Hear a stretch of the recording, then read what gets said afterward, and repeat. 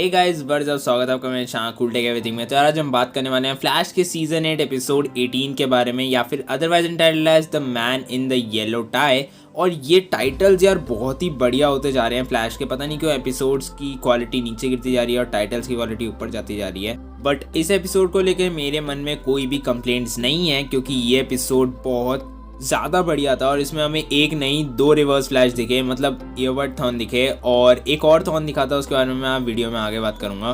तो अगर तुमने अभी तक एपिसोड नहीं देखा तो जाओ जल्दी जाके एपिसोड देख लो, उसके बाद मेरी वीडियो देख लेना। तो with the face spoiler warning और without any further due video को स्टार्ट करते हैं। तो एपिसोड स्टार्ट होता है बेरी और मीना दावन से, और मीना दावन और बेरी दोनों ट्रेनिंग कर रहे होते हैं और बेरी यहाँ पे उसको उसकी पावर्स के बारे में एक्सप्लेन कर रहा होता है। बट सडनली मीना थोड़े रेज में आ जाती है, क्योंकि वो बेरी के साथ कैचअप नहीं कर पाती है और वो बेरी से काफ़ी ज़्यादा स्लो है। तो इसलिए वो रेज में आके बेरी को अपनी लाइटनिंग से हिट कर देती है और सडनली यहाँ पे बेरी की स्पीड कैंसिल आउट हो जाती है। उसके बाद हम देखते हैं कि ससील बैंक जाती है पैसे डिपॉजिट कराने, बट वहाँ पे एक रॉबरी हो जाती है और वो बेरी को बुलाने की कोशिश करती है, बट रॉबर्स उसे पहले ही रोक देते हैं। जिसके बाद वहाँ पर जितने भी डरे हुए लोग होते हैं वो उनके इमोशंस को उन रॉबर्स के अंदर डाल देती है और उनको फील कराती है जो वो लोग फील कर रहे हैं। जिसके बाद वो स्टार लैब्स जाती है और स्टार लैब्स में गिडियन बताती है कि उसका माइंड ओवरचार्ज हो गया, जिसकी वजह से उसकी पावर्स की रीच बढ़ गई है।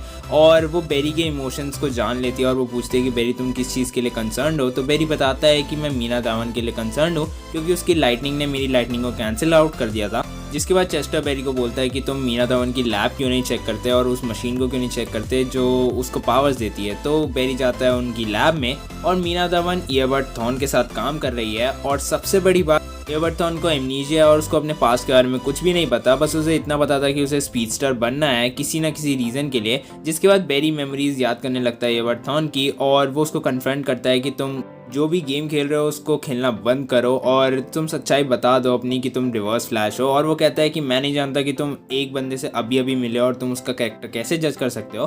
बट बेरी कहता है कि मैं तुमसे अभी नहीं मिला, मैं तुम्हें बहुत टाइम से जानता हूँ, रिवर्स फ्लैश या फिर एयरबड थॉन। जिसके बाद वो चेस्टर को कॉल करता है और वो बताता है कि एयरबड थॉन अपने सेल से भाग गया है। और हमें 1 साल पहले का एक ग्लिम्स मिलता है जहाँ पर एयरबड थॉन मीना के पास जॉब मांगने आया और उसका रिज्यूमे बहुत ही बेकार है, बट वो एक इक्वेशन को सॉल्व कर देता है जो कोई नहीं कर पाता। तो इसलिए मीना उसे जॉब दे देती है और बाद में इनका लव अफेयर चल जाता है। जिसके बाद बेरी जाता है रिवर्स फ्लैश के पास, मतलब ओरिजिनल टाइमलाइन वाले रिवर्स फ्लैश के पास, और वो उससे पूछता है कि यहाँ पर तुम्हारा एक और वर्जन क्या कर रहा है। जिस पे थॉन बोलता है कि मेरा और कोई वर्जन यहाँ पे कैसे हो सकता है। और बेरी यहाँ पे समझाता है कि आर्मेगेडन में जब तुमने फ्लैश पॉइंट बनाई थी तब तुम्हारा एक और वर्जन एग्जिस्ट करता होगा, मतलब जो तुम्हारा पास्ट वर्जन है, और वो यहीं पे आ गया है। और थॉन उसे बोलता है कि अगर वो एयरबड थॉन है या फिर मेरा वर्जन है तो तुम भूल जाओ कि वो अच्छा होगा। जिसके बाद बेरी उस मशीन की ड्राइंग बनाता है जो थॉन यूज़ कर रहा है मीना को पावर्स देने के लिए। और थॉन बताता है, मतलब ओरिजिनल टाइम वाला थॉन बताता है कि ये मशीन मैंने 2 सेंचुरीज लेटर बनाई थी एक स्पीडस्टर बनने के लिए, और ये नेगेटिव स्पीड फोर्स को एनहेंस करती है आपकी बॉडी के अंदर। जिस पे फ्लैश कहता है कि वो भी एक नेगेटिव स्पीड फोर्स का पार्ट बनने वाली है जल्द ही। जिस पे ओरिजिनल टाइम वाला थॉन कहता है कि जो थॉन अभी उस लैब में प्रेजेंट है वो मीना को मार देगा और उसके अंदर से स्पीड निकाल लेगा और वो नेगेटिव स्पीड फोर्स का एक पार्ट बन जाएगा फिर से। जिसके नेक्स्ट सीन में एंट्री होती है जॉन डिगल की, और जॉन डिगल यहाँ पे एयरबड की हेल्प लेने आया है, मतलब ओरिजिनल टाइम वाले एयरबड की हेल्प लेने आया है, क्योंकि उससे वो ग्रीन लैंटर्न रिंग का बॉक्स नहीं खोला जा रहा है और उसको एयरबड की हेल्प चाहिए, क्योंकि वही इन चीज़ों में एक्सपर्ट है और वो फ्यूचर से आया है तो उसे इस टेक्नोलॉजी के बारे में पता होगा।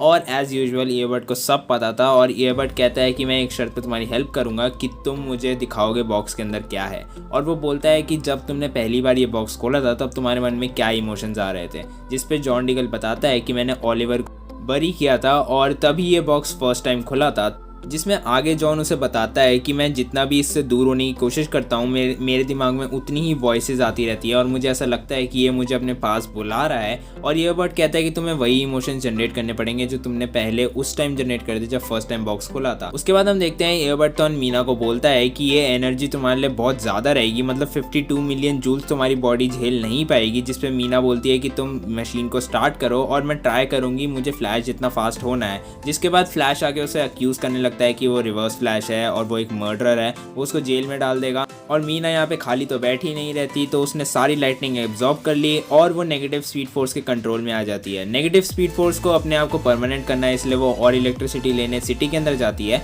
जिसके बाद हमें फिर से रिवर्स फ्लैश और डिगल का एक एंगल दिखता है और डिगल वही इमोशंस अपने अंदर टैप इन करने की कोशिश कर रहा होता है और वो इमोशंस ले भी आता है। जिसके बाद वो जैसे ही बॉक्स को खोलता है उसको इन्फिनिट यूनिवर्स दिखते हैं और मैं एक चीज़ से काफ़ी शॉक था कि उसको इन यूनिवर्सेस में ग्रीन लैंटर्न यूनिवर्स क्यों नहीं दिखा, क्योंकि अगर इसके अंदर ग्रीन लैंटर्न रिंग है तो इसे ग्रीन लैंटर्न यूनिवर्स का भी एक छोटा सा ग्लिम्स मिलना चाहिए था, क्योंकि ये उसी का पार्ट होने वाला है। बट जॉन डिगल इस पावर को रिफ्यूज़ कर देता है और वो उस बॉक्स को फेंक देता है, जिसके बाद वो बॉक्स वैनिश हो जाता है और ये वर्ड यहाँ पे चिल्ला चिल्ला के मर जाता है कि तुमने मुझे क्यों नहीं देखने दिया उसके अंदर क्या है। जिसके बाद डिगल कहता है कि तुम फैमिली की पावर कभी नहीं समझ पाओगे क्योंकि तुम्हारी कोई फैमिली नहीं है।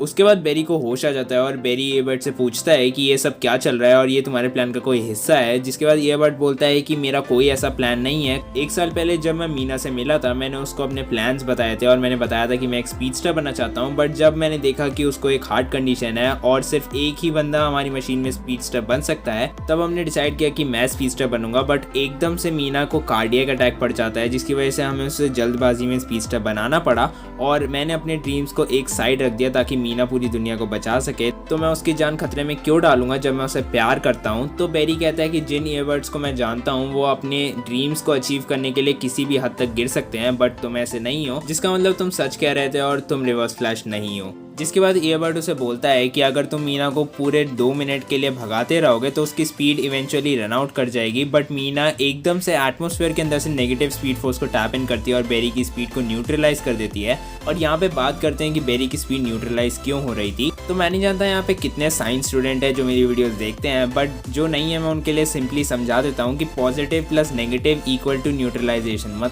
इसको सिंपल भाषा में ऐसे समझ सकते हो जैसे एसिड के अंदर जब बेसिस मिलते हैं तब उनका इफेक्ट न्यूट्रल होता है, मतलब वो सॉल्ट फॉर्म करते हैं। इसी तरह जब negative speed force positive speed force के कांटेक्ट में आती है तब वो न्यूट्रलाइज कर देती है पॉजिटिव स्पीड फोर्स को। इसके बाद हम देखते हैं कि ईयरबड याद दिलाता है अपनी प्रेशियस मेमोरीज मीना को, उसकी और मीना की मेमोरीज मतलब याद दिलाता है और मीना वापस अपने होश में आ जाती है और वो नेगेटिव स्पीड फोर्स उसके सिस्टम से निकल जाती है। जिसके बाद बेरी बोलता है कि एक सोल्यूशन हो सकता है जिसकी वजह से तुम्हारी स्पीड परमानेंट हो और पॉजिटिव हो, हमें मशीन में कुछ चेंजेस करने पड़ेंगे और ईयरबड को एज लाइटनिंग रॉड यूज करना पड़ेगा। जिसके बाद हम देखते हैं रे पामर को और चेस्टर रे पामर को कांटेक्ट करता है और वो पूछता है डिफरेंट ईयरबड्स के बारे में और वो बताता है कि टाइमलाइन को प्रोटेक्ट करने के लिए ईयरबड थॉर्न को चुना गया था, पर अनफॉर्चुनेटली वो लेजेंड्स की मदद करते हुए मर गया, जिसकी वजह से टाइम रेट ने उसे फिर से रिवाइव कर दिया और ओरिजिनल टाइमलाइन में भेज दिया एमनीशिया के साथ। जिसके नेक्स्ट सीन में एक रॉबरी चल रही होती है और सिसील आके उस लड़की को बचा लेती है जिसका बैग चोरी होने वाला होता है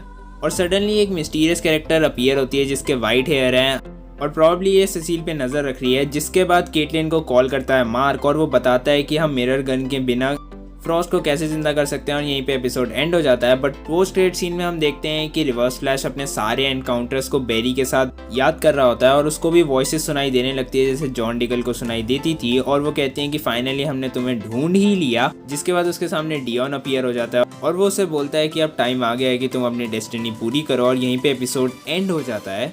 और सीरियसली ये बहुत ही सस्पेंसफुल मोमेंट पे इन्होंने एंड किया है, कुछ तो दिखा देते एटलीस्ट, बट इससे हमें पता लगता है कि सीज़न फिनाले बहुत ही ज़्यादा अमेजिंग होने वाला है और हमें मल्टीपल विलन्स भी दिख सकते हैं, जिसकी वजह से बेरी और बेरी की टीम को नोरा और इम्पल्स को वापस बुलाना पड़ेगा। With that being said video को यहीं पे रैप अप करेंगे। तुम्हें एपिसोड कैसा लगा, अच्छा लगा हो, बुरा लगा हो, जय भी लगाओ, मुझे कमेंट सेक्शन में ज़रूर बताना। वीडियो अच्छी लगी हो तो प्लीज़ लाइक कर देना, चैनल को सब्सक्राइब करे बिना कहीं मत जाना। मैं मिलता हूँ अपनी नेक्स्ट वीडियो में। This is cool take everything and peace out.